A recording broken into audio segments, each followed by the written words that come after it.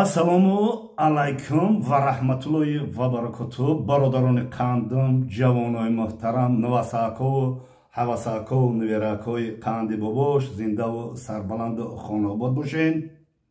хоб имрӯз дар бораи худам, дар бораи навасаи қандим алиса суҳбатҳо мекунам.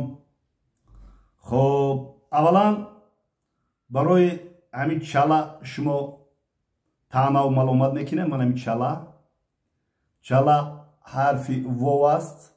ҳарфи вов аст яъне ки баъди 40 рӯзагӣ, баъди намедонам чанд 40 рӯзи моҳагӣ со дар батни модар одам анамхел пайдо мешавад. анамхел яъне ки анамин ҳарфи вов яъне ки образи дар дуруни батни модар со ҳамо нутфа ба ҳамин ҳолат пайдо мешавад. ҳарфи қуръонай ира дар проспект Мир Замзам умра ҳоҷи Ҳасан ба ман тақдим кардагиай.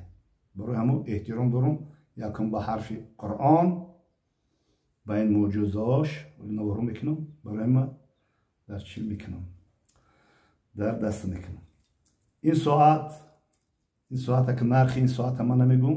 ин соат ман кирта дар Маккаи Мукаррама як бародари исломӣ ниҳоят сол чӣ қадар дар Маккаи Мукаррама қативаи мо ҳаҷ кардем, тавоф кардем, рукунҳои ҳаҷа ба ҷо овардем ва ин соата гуфт ки бобо, ҳамин соата гуфт ман мехоҳам туда падарка кунам. падаркаи он бародар аст, ман дар даст мекунам. ниҳоят ҳурмати эҳтироми бобоҳоро медора вай, на балки мара дар ҷо чандин бобоҳоро мисол эҳтиром мекард. дар ҳаққи ӯ бародар албатта мо вай мекунем, дуогӯ ҳастем ва як меҳру муҳаббат нисбати вай бародар дорем. барои ҳамин соатша дар дастам мебандам ва чаларам ҳамчун ҳарфи қуръон, ҳамчун аз Замзам умра ки ҳамҷо чӣ қадар чалаҳои бисёр буд. гуфт ки бобоҷон кадомиша вибират мекунӣ, вибират ки дар бораи гапҳо бисёр аст. хоб мана ин ачкиё хутон мегӯям ки бобо по далави гур рафтае. хай ба пом далави гур боша чашмамам дард мекунам, ачки мемони шуморо бахилӣ мекунем. ачки на балки ҳамхел ачкиё ҳасте ки дар хона усубеста шавам ҳамин ачкиро мемонӣ мегарди, шавам мегирӣ мегарди шав. хай биё дар бораи ачки ба гап мезанам. барои нархи барои чӣ таъриф намекунам. барои ҳамин ман ачки қатъи мегардам. аҷосу таънаву маълумат накунед ва ӯ нафарое ки мисол ҳурмати эҳтиром мекунад. аллоҳи меҳрубон шуморо ман дуогӯ ҳастам ки сини солатон ай сини соли марам ай 60 80 90 100 бирем. баъд мефаҳмем ки ачки мондан дар кориса намондаам ёки лозим нест. хай ай ачкиро мемонем. хай дар бораи ё информатсия додума, дар бораи информатсия додум. хоб дар бораи алиса ҳозир иншоалло информатсия метиҳам ва ин киртарам ҳамин соҳиби соат ана барои тоқӣ. бисёре мегӯянд ки тоқиро чӯ ту тоқӣ мемонӣ дар гармиё дар чиё. бовар ки ҳамин тоқиро мегирам мегӯям ки қопалаи сар нест, ҳамин қопалаи сар нест мегӯям. намедонам бояд ҳамин тоқиро бояд ман бимондаам. тинати ман ҳамин ин хел местам ку наметавонам истодам. тоқиро бояд шав мегирам вайш мекунам мепарзам дигар бетоқӣ мегардам. ана рӯза ҳама вақт тоқӣ қатъи мегардам. хоб мана ина хоб ҳамон бародаре ки соата падарка кардагия ҳамон соата анами вай додагия капюшонкае ки ҳамаи моҳу шумо мисол вай мекунем мепӯшем. аки чӣ шумо мепӯшем шумо мумкин раво. ман вақте ки мепӯшам бобо ранги кинои фаластин нашида ранги мисол вай чӣ шида дост дар дустраку дост дар дустша мебиёр ранги ҳазрати Азроил кимшхел ҳамхел мегӯянд. хай ман мехоҳам ки ҳамхел видео кунам. хоб инҳо ҳама падарка. инам як бародари ниҳоят бародари хуб некива бисёр мара ғам метиҳад.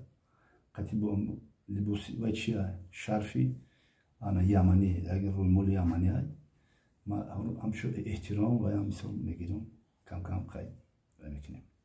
хоб бародаро чӣ гуфтанӣ ҳастам. фақат ҳақ номи худост. ما و شما مسلمانه؟ مسلمان ما؟ مسلمان میگه ما مسلمان نماز میخونه میگه ما مسلمان میگیم الحمدلله میگیم نه که دلی بعضتون کو رنگ اینمی چوره اینمی ماتریال وره سبسیو های اگر گذاری یک بلوگر روس باشه بلوگر ترک باشه بلوگر ازبک باشه بلوگر دیگر ملت باشه کو هوای ملتی خودش پسش نمیزنه شما چی قدر مرا پس میزنید نو که چیره دیگه یا دوست بگیریم ها یا دوست خیلی کسی که کلام بگیریم بیام ها بسر همون جوانای نامحترم چو خب پس میزنین شما همین بابا شو پس میزنین چو خد در شما آخرت میگین چو حق نمیگین چو حق با حقدار گپ نمیزنین خب برادرو برای همین یک چیز حاضر من بهشون پیشنهاد میکنم فقط حجت رقم قطعی بیا کو بیا شکرانه این سرزمینی بیشتاسا کنیم شکرانه کنیم که والله قسم بوم قسم خوردم فرد روز قیامت از این نعمتایی که الله مهربان به ما ارزانی داده پرسیده میشیم با این نعمتایی که ارزانی کرده ما با این سرزمینی بیشتاسا با این آبهای مصفا با این میوه‌جات با این شیرمردانی وطن که در خدمت ما و شما شب و روز فرد روز قیامت پرسیده میشیم بیا با هم دوست باشیم در بری همدیگر باشیم در پهلوی همدیگر باشیم شکرانه الله پاک کنیم شکرانه فرزندای فرزانه ملت کنیم شکرانه این سرورهای خیرتمند و دلسوز کنیم که با ما اینقدر شرایط ها مهیا میکنن بیا شکرانه کنیم هنر داری بیا گپ زن هنر نداری طعنه و ملامت نکن بابا کی هست کی نیست خودتون نقض میدونین تو با چله و ساعت کپشانکه ما با ایچیو ما با اچکیو ما خود تو در فرقش چیه و من میخوام که تمامی همین لذت هایی که الله مهربان با ما ارزانی داشته ما آیا استفاده بریم یعنی که از این همین اچکیو خیلی شما چون میگه در خانه اچکی موندی در گیجم من در خانه شب و روز اچکی میمونم میگردم اومده پریاد نه تاکشتو تو چی خبر ما بخیلی میکنی بدی میکنی برادرو مرا زوادی نکنه پروستا کو حق نامی خداست حق گپ زنیم حاضر من یک نوار میمونم این ما اصلا نمیشناسم در باره ما چی گفته است در باره ما چی گفته است یک جای گوش میکنیم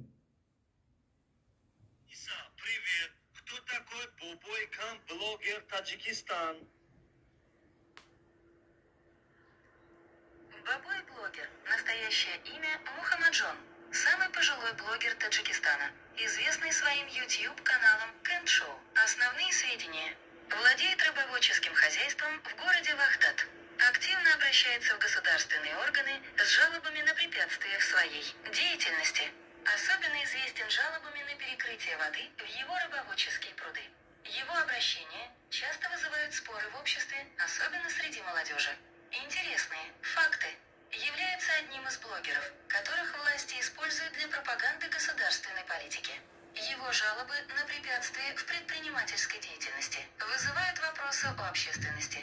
В своих видеообращениях он часто выступает от имени своих рыб, которых ему жалко из-за создаваемых препятствий. Последнее обращение было связано с проблемами в его рыбоводческом хозяйстве, где, по его словам, рыбам перекрывают воду, из-за чего они страдают и гибнут. برادر چی بگو حق نام خداست ای حق رو نگردونن حق زیر کمیتر بنویسین